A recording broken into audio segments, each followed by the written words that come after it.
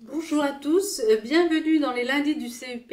Je suis ravie d'être avec vous et je vous remercie pour votre participation. Je vais vous donner quelques règles et consignes avant de débuter. Euh, Tout d'abord, donc vous avez la possibilité de poser vos questions via l'onglet questions. Nous y répondrons en fin de webinaire. Vous pouvez voter pour les questions qui vous intéressent et les faire remonter. Étant donné que je ne vous vois pas et je ne vous entends pas, donc ça sera notre mode de communication. Donc les lundis du CEP sont faits pour vous.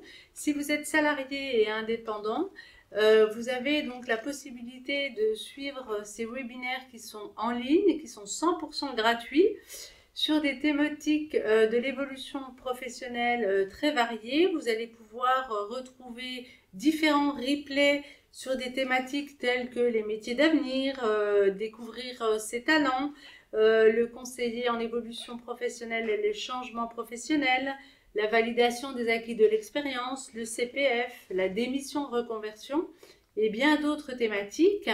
Ces webinaires sont animés par des experts et ce sont des webinaires hebdomadaires. Les replays, donc, vous les retrouverez donc sur www.mon-service-cep.fr les-lundis-du CEP.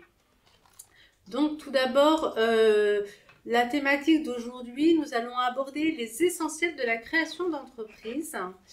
Et je vais me présenter. Donc je suis Monique Fleury, je suis manager de service du conseil en évolution professionnelle des actifs occupés en Bourgogne-Franche-Comté pour le réseau EVA. Et j'ai le plaisir d'être accompagnée par Benoît Paris. Bonjour Benoît. Bonjour Monique, alors effectivement je suis expert comptable, co-dirigeant du cabinet CAPEC, cabinet qui est un cabinet d'expertise comptable et de conseil aux entreprises, et j'accompagne un certain nombre de créateurs d'entreprises dans le cadre de mon activité. Merci d'avoir accepté notre invitation de ce jour. Et donc nous allons débuter par le service du conseil en évolution professionnelle. Donc qu'est-ce que le conseil en évolution professionnelle? C'est un service tout d'abord qui constitue un processus d'appui à tout salarié indépendant pour faire le point sur sa situation et en cas de besoin, élaborer, formaliser et mettre en œuvre une stratégie visant l'évolution professionnelle. C'est un service qui est gratuit, il est personnalisé et il est neutre, il est confidentiel, c'est-à-dire que ce qui se dit avec son conseiller reste dans le bureau et l'employeur n'est pas informé de ce rendez-vous. Et c'est un service de proximité puisqu'il y a un maillage territorial avec différents sites d'accueil. Il est constitué de la manière suivante, c'est-à-dire que 5 opérateurs sont dédiés pour délivrer ce service en fonction des typologies des publics. Donc, le réseau EVA dont je fais partie est pour le public salarié et indépendant. L'APEC, c'est pour les cadres. Pôle emploi pour le public des demandeurs d'emploi. Le réseau des missions locales pour les moins de 26 ans et Cap Emploi, le réseau des Cap Emploi pour les personnes en situation de handicap. Ce service s'adresse bien évidemment aux salariés du privé, qu'ils soient en CDI, en CDD, intérimaires, apprentis et indépendants. Donc les indépendants, ça va comprendre les artisans, les commerçants, les professions libérales, les exploitants agricoles, quel que soit l'âge, le secteur d'activité ou encore le niveau de qualification. L'objectif du conseil en évolution professionnelle, c'est d'accompagner dans l'élaboration et la formalisation et la mise en œuvre d'une stratégie qui peut varier en fonction des besoins. Cela peut être une évolution professionnelle, cela peut concerner le développement des compétences, cela peut être aussi une reconversion, une transition professionnelle, c'est-à-dire un changement de métier. Cela peut concerner une mobilité interne ou externe à l'entreprise. Et cet objectif peut être aussi l'acquisition d'une certification professionnelle et la thématique d'aujourd'hui, la création d'entreprise ou la reprise d'entreprise. Donc Benoît, passer du statut de salarié au statut de chef d'entreprise, cela implique un gros changement. Tout à fait. et avant tout peut-être un certain état d'esprit. Et est-ce que donc pour devenir chef d'entreprise, il est nécessaire d'avoir une capacité de prise de risque, un esprit d'initiative, d'innovation et de créativité, être force de proposition et de combativité et ténacité.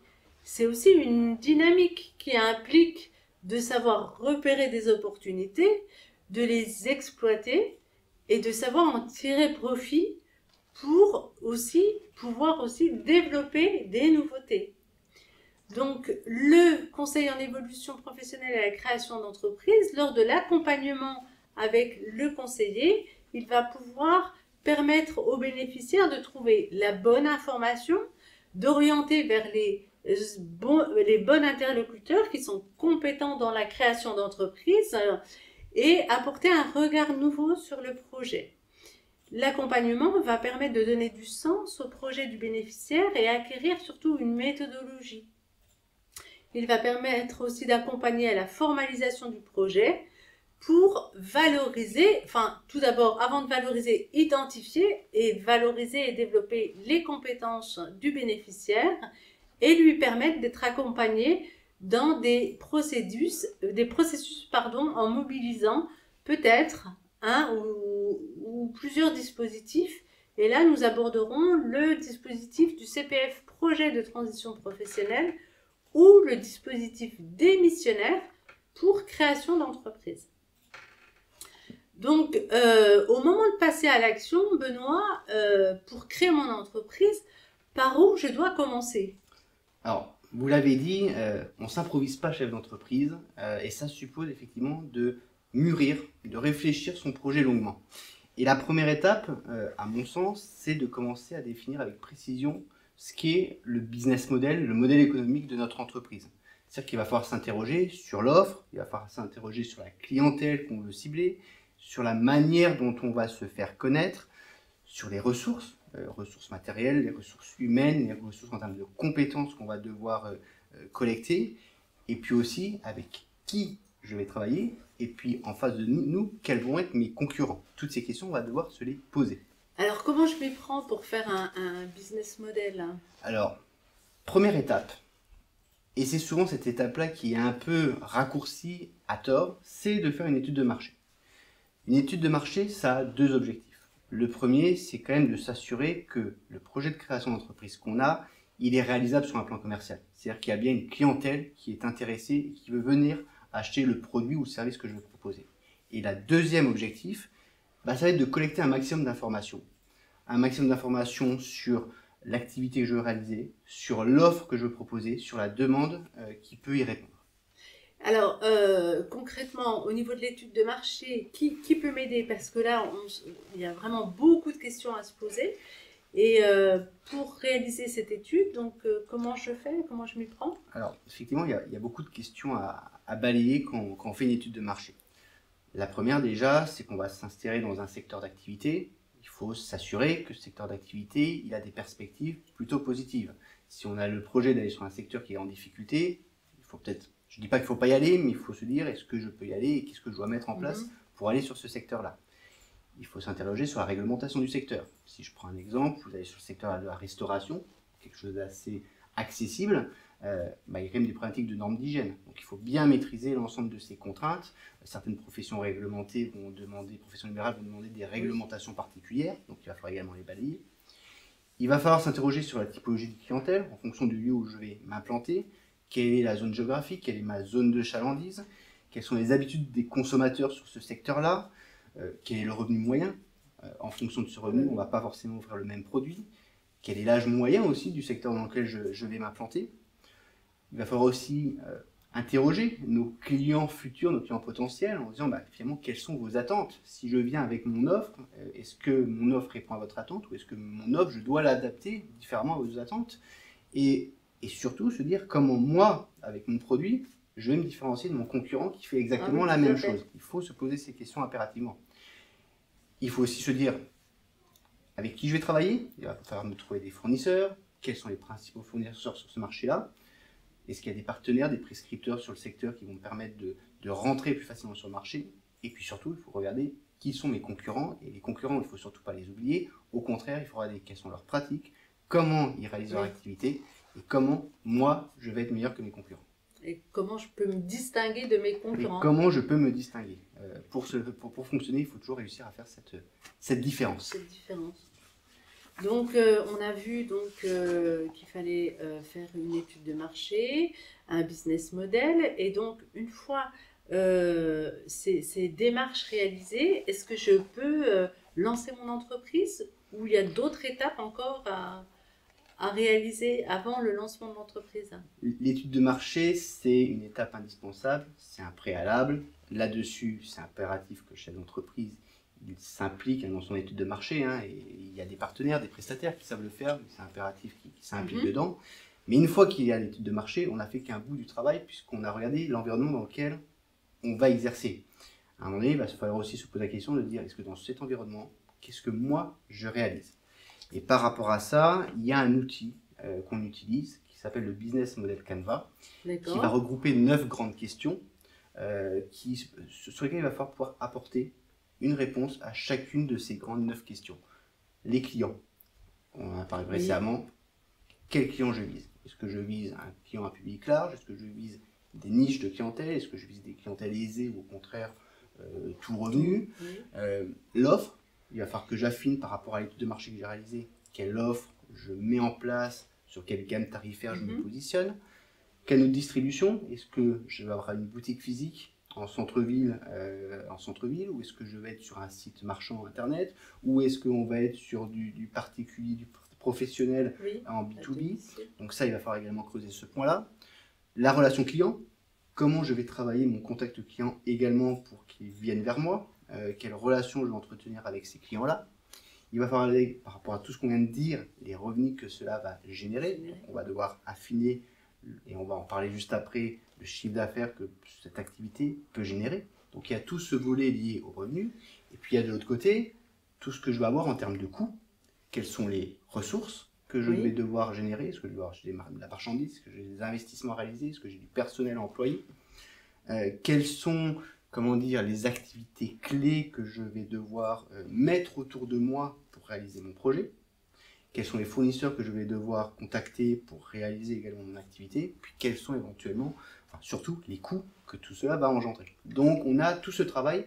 Tant que je n'ai pas répondu à ces 9 questions, tant que ce document qui est assez simple visuellement, mais tant que toutes ces cases ne sont pas remplies, on ne se lance pas. Parce que c'est-à-dire qu'on a oublié un sujet important. D'accord, donc tous ces éléments vraiment sont très importants avant de faire quoi que ce soit. Tout à fait. Très bien. Et est-ce que la situation personnelle est abordée à un moment donné dans la création d'entreprise? Est-ce que, parce que je pense qu'il est important de vérifier si la situation personnelle permet de créer en fonction du projet ou pas? Est-ce que c'est une donnée peut-être importante? Je ne sais pas. C'est effectivement une bonne question, c'est un point important. Vous l'avez dit, être chef d'entreprise, c'est un état d'esprit. Et donc à un moment donné, une fois que vous avez fait votre étude de marché, une fois que vous avez fait votre business model, tout peut être très bien, tout peut être parfait. Il faut être prêt à passer ce cap. Est-ce que je suis prêt à passer du statut de salarié au statut de chef d'entreprise? Il y a plein de plaisirs, plein d'avantages à être chef d'entreprise, mais aussi plein de contraintes. Est-ce que ce cap-là, je suis prêt à le passer? Et quand on arrive à la fin du business model, j'ai certains porteurs de projets qui disent mais finalement, c'est trop pour moi, donc je ne vais pas y aller. Donc effectivement, il va falloir se dire est-ce que je suis prêt? Si je suis prêt et que je suis salarié, malgré tout, il faut déjà quitter mon emploi actuel. Est-ce que je démissionne? Est-ce que je demande éventuellement une rupture conventionnelle à mon employeur? Est-ce qu'il va l'accepter? C'est un autre sujet.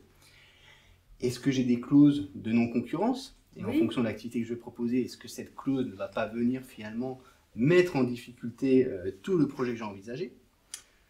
En termes de revenus, est-ce que je suis en capacité de me mettre à mon compte? Puisque au moment où je vais me lancer dans cette nouvelle activité, il faut avoir en tête quand même qu'il y a une possible baisse de revenus pendant quelques semaines, quelques mois. Est-ce que personnellement, j'ai les moyens pendant 2, 3, 6 mois de toucher une rémunération réduite, voire pas de rémunération du tout? C'est un aspect important à titre personnel. Et puis il y a le côté très personnel qui est mon cercle familial. ça va forcément impacter ma femme, mes enfants, parce que je vais être moins dispo, parce que je vais être stressé. Créer son entreprise, c'est un enjeu. On engage quand même ses moyens personnels, donc il va y avoir du stress. Est-ce que je suis prêt à ces efforts-là? Et puis est-ce qu'aussi mon cercle familial m'accompagne, me soutient dans cette démarche-là? C'est un véritable investissement là, en termes de temps, mais au-delà du temps aussi. Au-delà, on emmène toute sa famille. Et justement, puisqu'on emmène souvent sa famille dans ce projet-là, il va falloir se poser une question importante. C'est avant de commencer, est-ce que ma famille elle est protégée si demain je suis en difficulté? Donc, une fois que vous avez fait tout le cheminement qu'on a vu, peut-être aller faire, notamment si vous êtes marié, faire un tour chez le notaire pour être sûr que vous avez un statut matrimonial qui soit adapté avant de faire le grand plongeon dans le monde de l'entrepreneuriat. Oui, ça implique vraiment beaucoup d'éléments à prendre en considération avant de se lancer. Tout à fait. Ouais. Et donc, quand on souhaite se lancer, est-ce qu'il y a donc une autre étape encore après Et c'est pas fini. Oui, une fois qu'on a fait tout ça, il y a quelque chose dont on n'a pas encore beaucoup parlé finalement, c'est quand même la partie financière. Je suis expert comptable, c'est aussi à un moment donné, à cet endroit-là que je vais intervenir, en réalisant ce qu'on appelle une étude prévisionnelle. Puisqu'on a écrit le modèle économique, simplement le modèle économique, c'est une idée, c'est un concept, à un moment donné, il va falloir mettre des chiffres en face. Donc l'étude prévisionnelle, il y a un premier sujet à envisager qui est de dire de quels investissements je vais avoir besoin pour démarrer mon activité. Quand je dis investissement, c'est investir en matériel. Est-ce que j'ai besoin d'un ordinateur, d'un véhicule, d'outils particuliers pour réaliser l'activité? Ça va être investissement aussi, ce que j'appelle incorporel. Est-ce que je devais, par exemple, racheter un fonds de commerce d'une autre activité, racheter des titres d'une société, puisque je ne pars pas de zéro et je reprends une entreprise existante? Je veux me lancer dans le cadre d'une franchise, il va y avoir des droits d'entrée, combien ça va me coûter? Donc voilà, il y a plusieurs éléments incorporels à gérer. Et puis aussi tout un volet trésorerie à appréhender. Il va y avoir des charges exceptionnelles quand on va démarrer une activité, les frais de création de la société. Il va y avoir besoin de prévoir aussi de la trésorerie sur les premiers mois, le temps que tout ça démarre. Il va peut-être falloir prévoir un budget de communication pour faire parler de soi. Donc, il faut identifier toutes les dépenses nécessaires pour démarrer l'activité. Alors, tout cela suppose de lever des fonds, de trouver de l'argent. Comment on fait pour financer tous ces investissements de départ sans avoir débuté encore notre activité, en fait? Effectivement, une fois que j'ai identifié de combien j'ai besoin, il va falloir effectivement dire comment je le finance. Et le premier financeur, à un moment donné, ça va être le porteur de projet en lui-même, puisqu'il va y avoir un apport personnel. Pas forcément des sommes énormes. Il ne faut pas prendre peur sur cet apport personnel. On peut démarrer son activité sans forcément avoir une cagnotte ou un héritage qui nous tombe dessus. Mais il faut quand même être réaliste. De moins en moins, les banquiers vous suivent si vous dites, moi, j'ai un super projet, mais j'ai zéro, et c'est à vous de banquier de tout me financer. Ils vont vous dire, vous êtes gentil, mais vous reviendrez peut-être un peu plus tard. Ils attendent quand même que vous ayez un investissement financier pour montrer que oui, je crois en mon projet. Et l'apport personnel, je le vois à deux niveaux. C'est combien je peux mettre tout de suite, puis combien j'ai de secours à côté au cas où. Parce qu'encore une fois, on sait que les premiers mois, ça peut être difficile. Donc il y a l'apport personnel qu'il va falloir appréhender et voir qu'est-ce que je peux mettre sur la table. Évidemment, il y a le financement bancaire. Pour créer une entreprise, la banque est quasiment un acteur indispensable. Donc il y aura à aller voir les banques pour financer.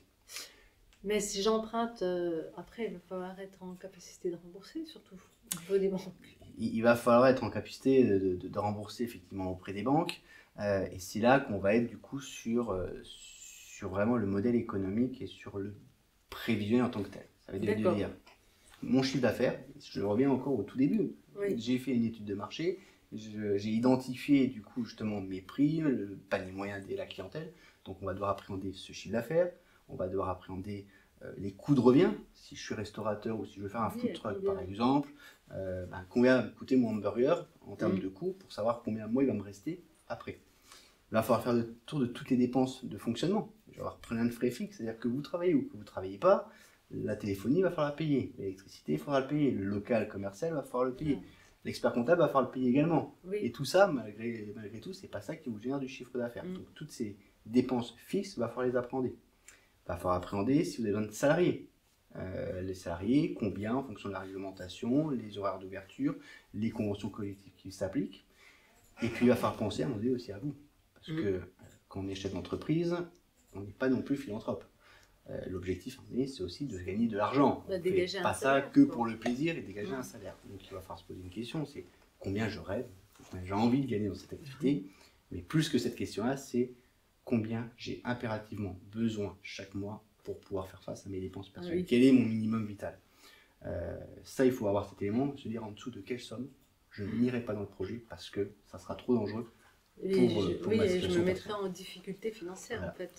Et puis il faudra analyser quand on fait ça aussi toutes les aides qui peuvent exister. Si vous êtes demandeur d'emploi, vous pouvez avoir éventuellement un maintien des allocations chômage. Donc ça, il faut l'intégrer aussi. Donc il faut faire le tour effectivement de toutes ces questions liées au chiffre d'affaires, aux dépenses, pour qu'au final, à la fin de mon étude prévisionnelle, on a dit j'ai besoin de temps, je le finance de telle manière, apport perso, les banques, des aides éventuellement, soit des aides d'organismes comme France Active, comme France Initiative, le réseau Entreprendre, éventuellement les conseils régionaux, les conseils départementaux peuvent également avoir des avances remboursables ou des subventions. Donc faire le tour de ces acteurs-là et se dire, une fois que j'ai mon chiffre d'affaires, toutes les dépenses nécessaires pour réaliser mon activité, combien il me reste et ce qu'il me reste, je peux rembourser à la banque ou les partenaires qui m'ont financé. L'objectif du prévisionnel, c'est ça, c'est de répondre à ces trois grands critères fondamentaux qui sont les investissements, les financements et la viabilité du modèle in fine. Et donc, une fois ce prévisionnel établi, est-ce qu'il y a encore des étapes après ou on peut se lancer? On va commencer à rentrer dans le dur. Non, parce que là, je vous fais attendre, mais effectivement, on va commencer à concrétiser le projet. Il y a un sujet dont on n'a presque pas parlé, et pourtant c'est une question qui des fois arrive très tôt, voire même trop tôt auprès d'un créateur d'entreprise, qui est de dire quel est le statut juridique, fiscal, social. J'entends souvent dire, j'ai beaucoup de créateurs qui viennent en me disant moi je vais créer une SAS. Voilà. Ils n'ont pas forcément encore l'idée de l'activité, mais ils savent déjà qu'ils vont créer une SAS. Ça arrive trop tôt.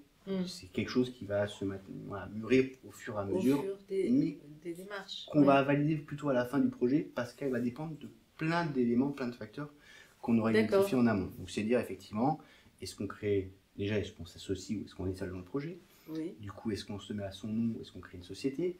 Quelle forme de société? Il y en a plusieurs. Elles ont toutes des avantages et des inconvénients parce que s'il y avait une forme idéale, on ferait que celle-là. Non, chacune est adaptée, donc il faut croiser ça. Regarder aussi le statut personnel du dirigeant. Quel régime social il veut aller chercher. Quand on est dirigeant, soit on est au régime des indépendants, vous en avez parlé tout à l'heure, soit un régime, ce qu'on appelle assimilé salarié. Ça ne veut pas dire salarié.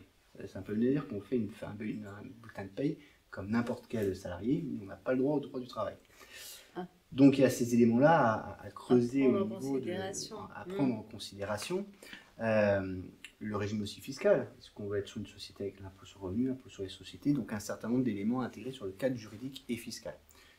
On a parlé des banquiers, on a parlé des financeurs, à un moment donné, on a fini notre business plan, il va falloir leur présenter tout ce travail-là pour dire, voilà, moi j'ai ce projet-là et j'ai un document qui me résume de manière très claire ce que je veux faire. Mais au-delà du document, il faut surtout que vous, porteur de projet, vous soyez à l'aise avec ce projet-là, donc vous devez parfaitement connaître ce que vous êtes en train de faire. Et donc il faut que vous sachiez aussi, à un moment donné, prendre la parole en public, que ce soit devant le banquier ou devant un comité de sélection sur des aides particulières, pour pouvoir défendre le projet dans lequel vous allez travailler pendant quelques mois, du coup, parce que vous avez compris que ce process peut être long, et être à l'aise pour défendre aussi ce qui va être l'activité. Les financeurs, ce qu'ils vont regarder, c'est pas forcément l'activité, c'est pas que l'activité que vous proposez, c'est surtout est-ce que vous, chef d'entreprise, futur chef d'entreprise, vous avez la capacité, vous dégagez l'aura suffisante pour rendre crédible la réalisation du projet que vous êtes en train de présenter. Oui, donc en termes de communication, c'est vraiment très important. Donc la communication, il y a vraiment un travail personnel du dirigeant à faire sur... tout le monde ne deviendra pas des grands orateurs, mais au moins l'erreur est de dire j'ai un expert comptable, monsieur l'expert comptable, présentez pour moi le business plan. Surtout pas. Et d'ailleurs, c'est même dangereux puisque c'est pas mon projet, c'est celui du porteur de projet. Okay. Très bien. Vous avez parlé de la communication, effectivement. Oui. C'est bien d'avoir un beau projet, d'avoir des belles idées, d'avoir la plus belle entreprise du monde. S'il n'y a que vous qui la connaissez, ça n'apprendra pas grand-chose. Donc, il y a un travail à faire autour, effectivement, de la communication. Comment je me fais connaître? Est-ce que c'est du bouche à oreille? Est-ce que c'est des flyers dans les boîtes aux lettres? Est-ce que c'est une présence sur les réseaux sociaux, sur Internet? Pour parler d'Internet, justement, quelle est ma stratégie? Je suis convaincu aujourd'hui qu'il faut être présent sur Internet. même de manière assez light, mais il faut être Mais il faut présent. être sur les réseaux. Avoir un petit site internet, ça peut toujours permettre aux clients potentiels d'aller faire un tour et dire ah bah oui, il existe sur internet, ça rassure dans l'esprit. Il y a tout ce qui est Ali Google qui est important. Finalement, les gens aujourd'hui, quel est votre réflexe quand vous allez dans un restaurant? C'est d'aller faire un coup d'œil sur internet et voir les notes. Et ça commence à se développer sur toutes les activités. Donc impératif de maîtriser un minimum sa présence sur le web sans forcément être en train de faire un site marchand. Donc ce point-là est important. Puis une fois qu'on a répondu à toutes ces questions, bah, il est temps d'aller immatriculer son entreprise. Donc soit faire les formalités, si on a une entreprise individuelle, c'est assez simple, soit éventuellement des statuts à rédiger pour créer la société dans le cadre d'une forme sociétale. Et au niveau de l'immatriculation de son entreprise, ça va être en fonction du choix de son activité. Toutes les activités donc, vont devoir, quelle que soit l'activité, on devra s'immatriculer. Pas au même endroit peut-être, mais... Quelle que soit l'activité, on va devoir s'immatriculer. Si on a une activité artisanale, le centre de formalité, ça va être plutôt la chambre des métiers. Si c'est une activité commerciale, ça sera la CCI. Si c'est une activité libérale, généralement, c'est plutôt au niveau des URSSAF que se fait l'immatriculation. Là-dessus, il y a des conseils qui accompagnent justement pour aussi dire à quel endroit on va s'immatriculer. Mais toute personne qui crée son entreprise a l'obligation de s'immatriculer pour exister juridiquement dans cette activité-là. D'accord. Et là, au vu de Benoît, de tout ce que vous nous avez apporté en éléments, est-ce que je peux me lancer seule dans ma création d'activité ou non, c'est déconseillé parce qu'il y a tellement à faire que vaut mieux être peut-être accompagné, je ne sais pas. Vous pouvez vous lancer seul à vos risques et périls. Non, il me semble, et vous l'avez vu avec tout ce qu'on a échangé tout à l'heure, il vaut mieux se faire, à mon sens, accompagner. À plusieurs étapes, il y a plusieurs acteurs. On a la chance, justement, en France, d'avoir un écosystème autour de la création d'entreprise qui est assez fourni, assez important. Vous pouvez aller voir les CCI, les chambres de métier, des structures comme la boutique de gestion, la BGE, qui existent, qui ont du personnel formé, prêt à vous accompagner en amont sur des études de marché, sur des données statistiques, sur des formations aussi qui sont proposées pour que vous preniez aussi la dimension entrepreneuriale du projet. Vous pouvez aller voir les réseaux France Initiative, France Active, le réseau Entreprendre, on en a parlé, qui ont à la fois du conseil, il y a des bénévoles, chefs d'entreprise qui accompagnent ces structures-là, il y a des financements qui peuvent être octroyés ou des garanties bancaires qui peuvent être posées. Dans certains cas, il faudra aller peut-être faire un tour vers l'avocat. Si vous achetez un fonds de commerce, si vous achetez votre maison personnelle, vous n'allez pas acheter votre maison sans passer par un notaire. C'est pareil pour une entreprise, il y a des obligations. L'avocat, il peut être utile dans un certain nombre de situations. On a parlé de la com, effectivement, la communication, des fois, il faut peut-être prévoir dans son plan de financement de mettre 2 ou 3 000 euros sur la table pour payer un spécialiste, mais avoir une action de com qui soit bien travaillée, que de le faire tout seul dans son coin et d'avoir un effet qui soit proche de zéro. Et puis, surtout, il faut un expert comptable, puisqu'on est là aussi pour structurer, organiser et puis accompagner sur chacune des étapes de la création d'entreprise les porteurs de projets. Merci Benoît pour tous ces éléments et toutes ces différentes étapes que vous avez abordées dans le cadre de la création d'entreprise. On va parcourir deux parcours de créateurs d'entreprise. Un premier parcours, c'est Julien qui a 42 ans, qui est opérateur régleur depuis 11 ans, qui souhaite créer une activité de rénovation d'intérieur et suivre une formation d'agent d'entretien du bâtiment, puisque c'est quelqu'un qui est très bricoleur et qui a rénové sa maison, et donc qui a le souhait d'aller dans ce secteur d'activité. Il a rencontré donc une conseillère et avec elle, ils ont pu obtenir et analyser de l'information sur le métier qu'il vise. Et après une immersion auprès de 2 professionnels, donc il a confirmé son intérêt pour ce métier. Il a identifié donc la bonne formation et formalisé un plan d'action pour mener à bien son projet. Et après étude des sources de financement possibles, il a préparé un dossier de projet de transition professionnelle. Donc, le projet de transition professionnelle, c'est un dispositif qui permet aux salariés de suivre une formation certifiante sur temps de travail ou en dehors du temps de travail en vue d'un changement de métier ou de profession. Et là, c'est vraiment le cas de Julien, qui est à la base opérateur régleur et qui souhaite créer une activité de rénovation d'intérieur. Et donc, pour pouvoir déposer une demande de projet de transition professionnelle, il faut remplir certaines conditions d'accès. Ces conditions, c'est être salarié du secteur privé, qu'on soit en CDI, en CDD ou intérimaire, et justifier d'une ancienneté de 24 mois d'activité salariée, dont 12 mois dans l'entreprise actuelle quand on est en CDI, et lorsqu'on est en salarié en CDD, on doit justifier de 24 mois d'activité dans les 5 dernières années. Les conditions sont un peu particulières, dont 4 mois en CDD dans les 12 derniers mois. Et concernant les salariés des agences de travail temporaire et les intermittents, on a des conditions d'accès qui sont un peu différentes. Donc, on a ce dispositif qui permet de changer de métier et de créer une activité.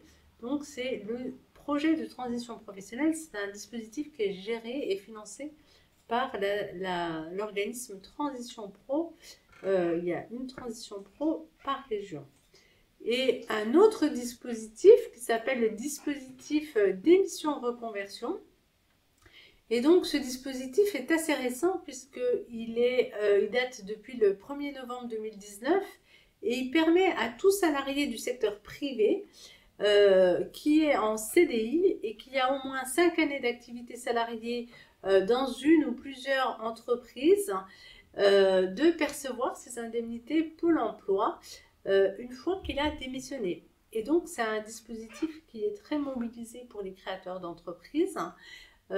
Pour pouvoir mobiliser ce dispositif, donc il y a des conditions d'accès, on vient de le voir, donc 5 années d'expérience salariée en continu, être en CDI.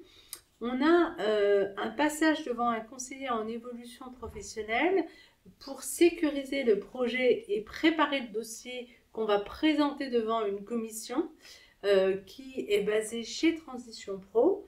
On va déposer un dossier auprès de Transition Pro pour faire valider le caractère réel et sérieux du projet. Et une fois le dossier passé en commission d'instruction et que le projet est validé de sérieux, on va pouvoir s'inscrire comme demandeur d'emploi chez Pôle emploi. Donc on va recevoir une notification de Transition Pro. Cette notification, elle est valable 6 mois. Et donc on a 6 mois pour préparer sa démission et s'inscrire chez Pôle emploi et afin de bénéficier des indemnités Pôle emploi et mettre en œuvre notre projet de créateur d'entreprise ou de reconversion. Là, donc on a un parcours, c'est Sonia, elle est ingénieure développement logiciel depuis 4 ans. Elle souhaite créer une activité de traiteur avec son mari qui est cuisinier. Et avec son conseiller, elle a pu se renseigner sur la réalité du métier de traiteur et ce sur quoi ça implique d'être chef d'entreprise. On en a parlé durant toute la présentation puisque c'est vraiment un vrai changement.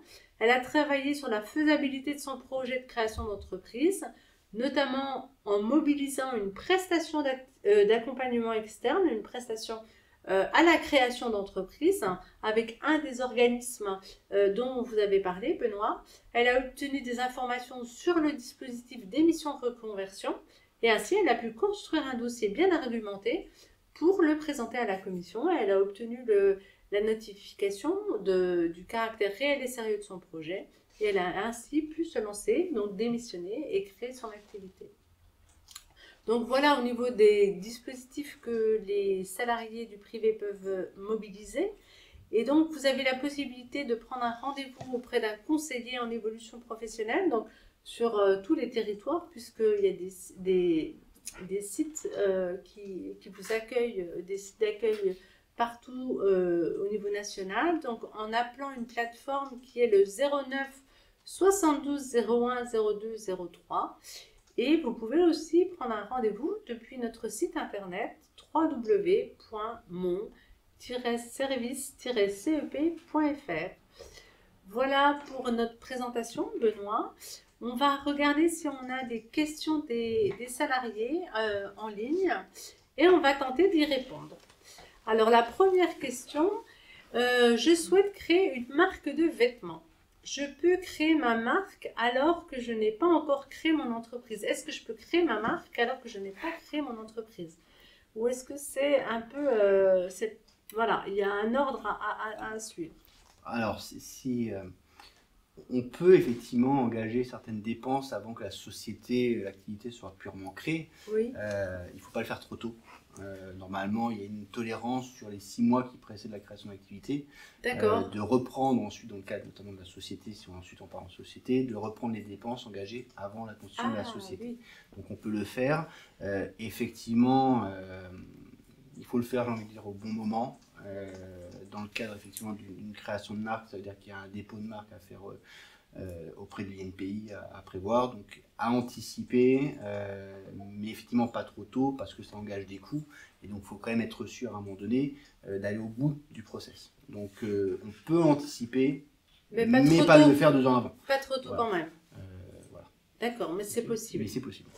On a une autre question en termes d'étapes. Dans le cadre d'une création en profession libérale, doit-on se déclarer auprès de l'URSSAF en premier ou d'abord déposer son nom? Est-ce d'ailleurs une étape obligatoire à l'INPI? Alors dans l'hypothèse d'une création en profession libérale, c'est effectivement auprès des URSSAF qu'on fait les formalités de matriculation. Il n'y a pas d'obligation d'avoir des dépôts de déclaration à l'INPI, rien d'obligatoire à ce niveau-là. L'INPI, on dépose une logique de marque. Ah oui, d'accord. Mais encore une fois, déposer la marque, ce n'est pas obligatoire. Si on décide de se lancer sur une activité avec une marque identifiée mais qu'on ne dépose jamais sa marque, on a tout à fait le droit si cette marque n'a pas été, n'est pas déjà inscrite et déjà pourvue. Le risque de ne pas déposer une marque, c'est que quelqu'un d'autre vienne la prendre, mais on aura quand même l'antériorité dans l'approche. Donc non, sur une profession libérale, assez classiquement, c'est les URSSAF en premier et c'est la vraie obligation en termes de D'accord, ok.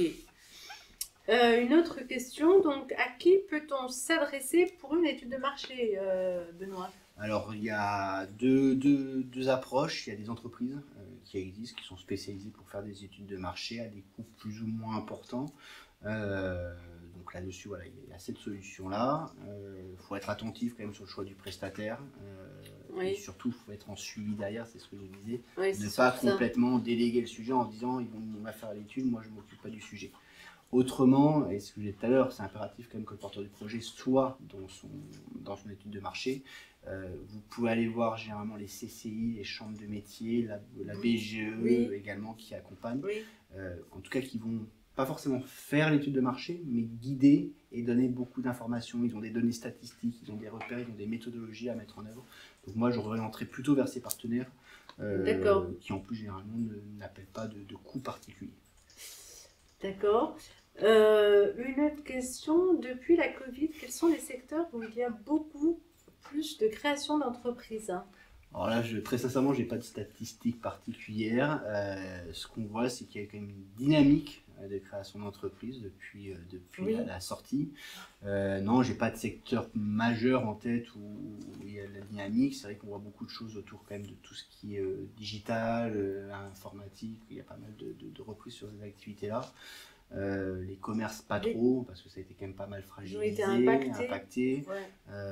Et surtout, au final, il y a eu beaucoup d'aides qui ont permis au commerce quand même de rester en place, donc il n'y a pas eu de reprise particulière sur création derrière. Donc on est plutôt sur des activités autour du web qui sont développées, la vente à distance, qui se travaille un peu. Mais j'ai pas d'éléments statistiques. Le e-commerce, en tout cas, s'est développé pendant la période. Oui. Maintenant, j'ai pas d'éléments statistiques pour vous dire actuellement c'est plutôt tel secteur ou tel secteur. Il y a de la création actuellement dans beaucoup de secteurs. Oui, ok. Je crois qu'on a balayé, Benoît, toutes les questions des participants. Un grand merci, Benoît, pour votre intervention, pour avoir accepté de participer à notre webinaire d'aujourd'hui. Merci pour votre invitation. La thématique de la création, c'est vraiment très intéressant. Et donc, je remercie tous les participants à ce webinaire et je vous dis à bientôt pour une nouvelle thématique. Bonne journée à vous. Bonne journée à tous. Merci. Au revoir.